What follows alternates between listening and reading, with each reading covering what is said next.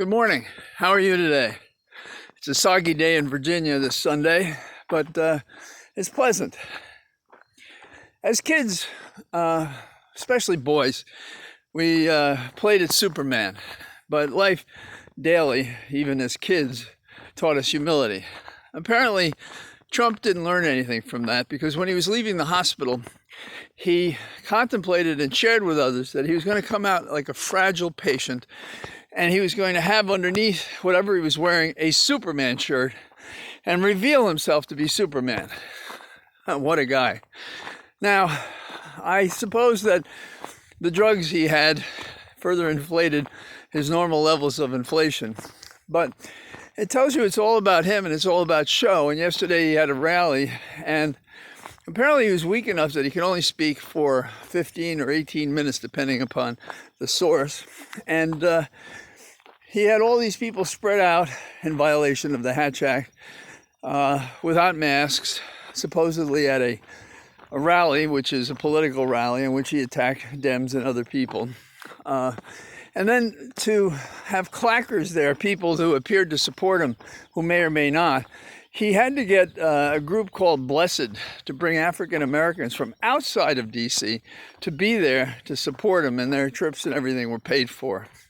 So there's like nothing genuine about this guy, perhaps even his so-called recovery, because the doctors don't clearly say when he got it and that he's clear, which makes me wonder if he didn't have it at the first debate. This is a guy who tells us he's going to give us better insurance than the Affordable Care Act, but he's been saying it for 4 years and it hasn't happened. And he's appointed a nominee whose hearing begins tomorrow, and she criticized Roberts for sustaining the Affordable Care Act. So we know that's one reason she's picked. But she's also picked because of what she's going to do for Trump when he challenges the election, he hopes. And I assume that he's asked her directly, as he's asked other people before, we know from prior, discovery from what other people had to say. Then we also have the question of people say, oh, you can't talk about her religion. Well, she says John Kennedy said they were separate. Yes, he said they were separate, and he meant it. He said that if his religion ever got in the way of his service of office, he would leave his office. She won't make such a statement because she has the opposite view from Jack Kennedy.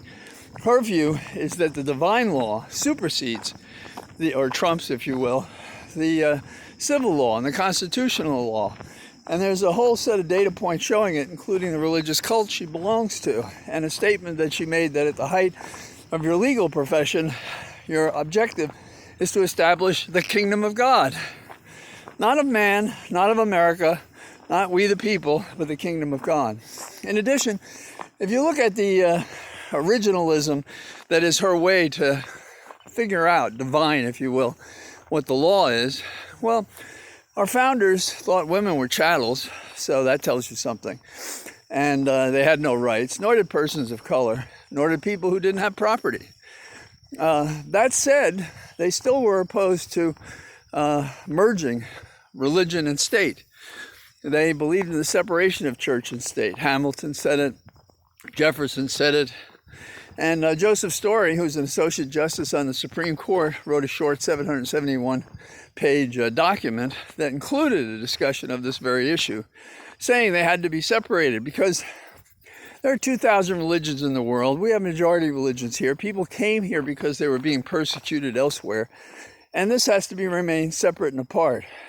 The Supreme Court would be a better place if we had in place the original rule that you needed 60 votes to get on the Supreme Court, because that would take it out of the current political fight, the partisan fight, the ideological fight, and force us to choose someone we thought would be good over the years for the problems that we didn't even know would arise yet under a living constitution. But I'm hoping that she'll lose for a variety of reasons, including the chaos caused by the, ironically, coronavirus. So be well, and I will continue to be out here in my cathedral of trees on Sunday. Talk to you tomorrow. Bye-bye.